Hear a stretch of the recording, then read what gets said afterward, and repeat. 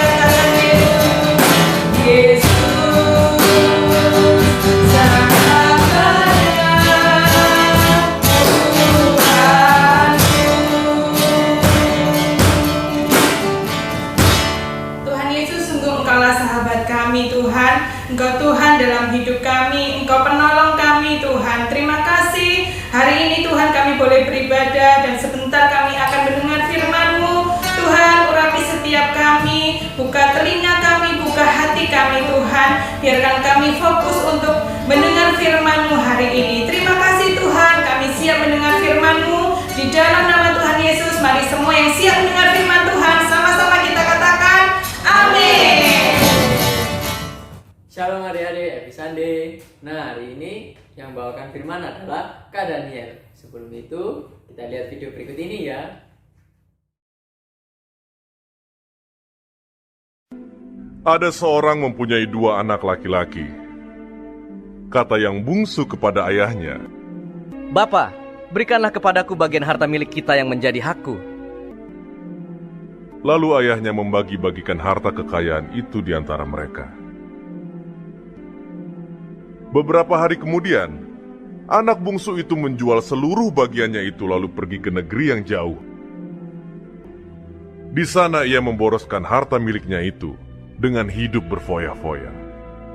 Setelah dihabiskannya semuanya, timbullah bencana kelaparan di dalam negeri itu, dan ia pun mulai melarat. Lalu ia pergi dan bekerja pada seorang majikan di negeri itu. Orang itu menyuruhnya ke ladang untuk menjaga babinya.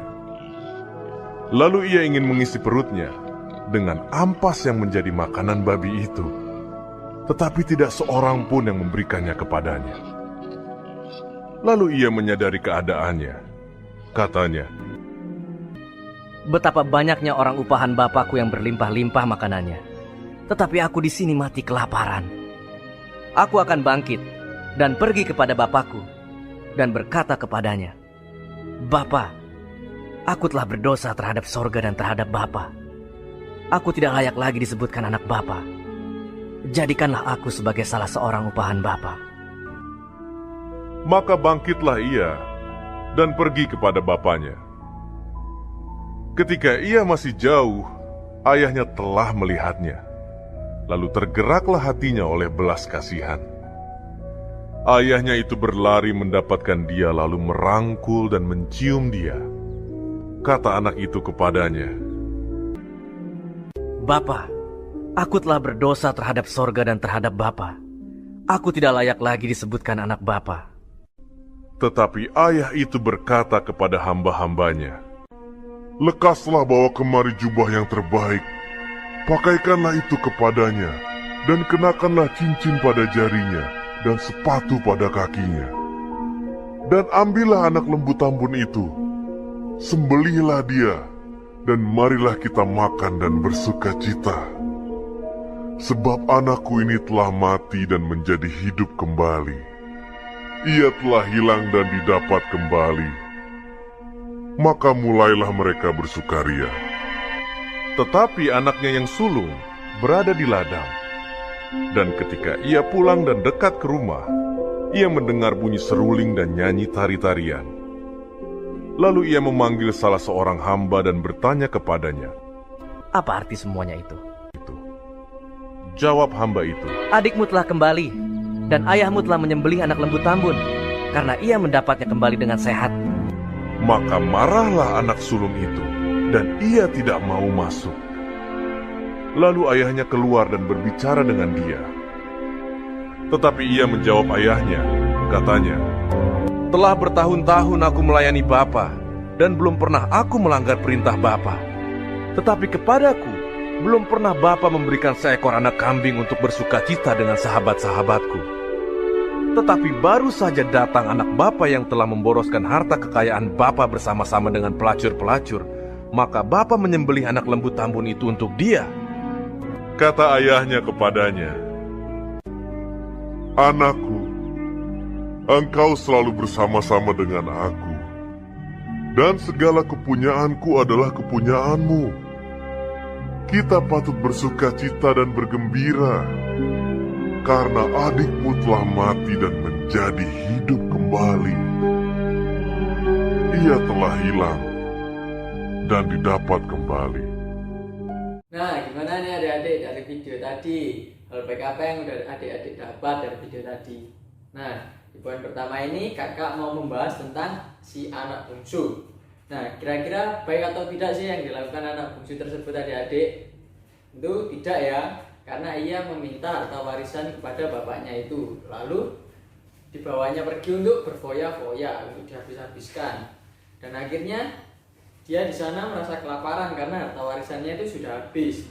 Setelah merasa kelaparan dan akhirnya dia merasa bersalah, merasa berkekurangan, dan akhirnya dia untuk memutuskan buat kembali ke bapaknya yang di rumah. Dan sampainya di rumah, apakah bapaknya marah?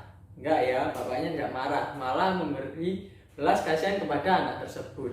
Nah, dari anak bungsu ini kita belajar bahwa Tuhan itu selalu mengasihi kita. Tuhan selalu memberi belas kasihan kepada kita karena Tuhan adalah Maha Pengampun.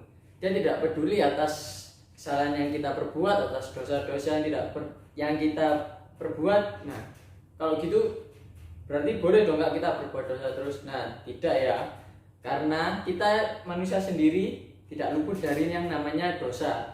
Meskipun kita sering ke gereja, kita sering doa, kita sering membaca Alkitab, kita manusia tidak luput dari yang namanya dosa.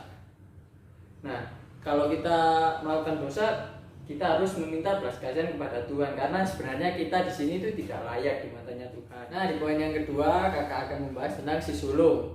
Yang dilakukan anak sulung ini baik atau tidak sih? Padahal dia selalu bekerja bertahun-tahun sama bapaknya, melayani bapaknya, dan taat sama perintah-perintah bapaknya. Nah, tetapi dia merasa tidak mendapat kasih sayang lebih dari bapaknya. Nah, dari si sulung ini kita bisa belajar bahwa meskipun kita berbuat baik, meskipun kita selalu menolong teman, selalu sering berdoa, sering membaca Alkitab, dan sering membantu orang tua, dan taat sama perintah Tuhan, apakah hal itu membuat Tuhan tambah sayang sama kita adik-adik? Jawabannya enggak. Loh, kenapa kak kok bisa gitu? Karena Tuhan sendiri itu adalah kasih. Kasihnya itu tidak pernah berkurang ataupun bertambah. Nah, maka dari itu kita sebagai anak-anak Tuhan, kewajiban kita adalah berbuat baik. Jika kita terus berbuat baik, taat sama Tuhan, kita akan menuai hal yang baik daripada Tuhan. Nah, kesimpulan dari firman ini, kasih Allah tidak tergantung pada tingkah laku kita, dan dosa-dosa kita tidak mengurangi kasih Allah, dan perbuatan baik kita tidak membuat kasih Allah itu bertambah. Sekian, terima kasih. Tuhan Yesus memberkati. Halo, shalom adik-adik semuanya. Waktunya kita sekarang untuk games ya. Oke, games kali ini gampang sekali loh. Jadi kalian semua harus mengerjakan ya. Dan jangan lupa dikirim ke kakak SKL kalian. Oke, aktivitas hari ini adalah di sini. Oke, jangan lupa mengerjakan dan kirimkan ke kakak SKL kalian ya. Oke, sebelum kita mengakhiri ibadah hari ini, sebaiknya mari kita berdoa. Terima kasih ya Tuhan, Kau telah menyertai kami, melindungi kami hingga kami boleh beribadah dari awal, pertengahan hingga akhir ya Bapak. Tuhan berkati kesehatan kami hingga kami boleh memuliakan nama-Mu dan meninggikan nama-Mu, hingga kami boleh bersekolah hingga sampai saat ini ya Bapak. Tuhan, terima kasih kami sudah berdoa dan mengucap syukur. Haleluya, amin. God bless you semuanya. Sampai jumpa minggu depan ya.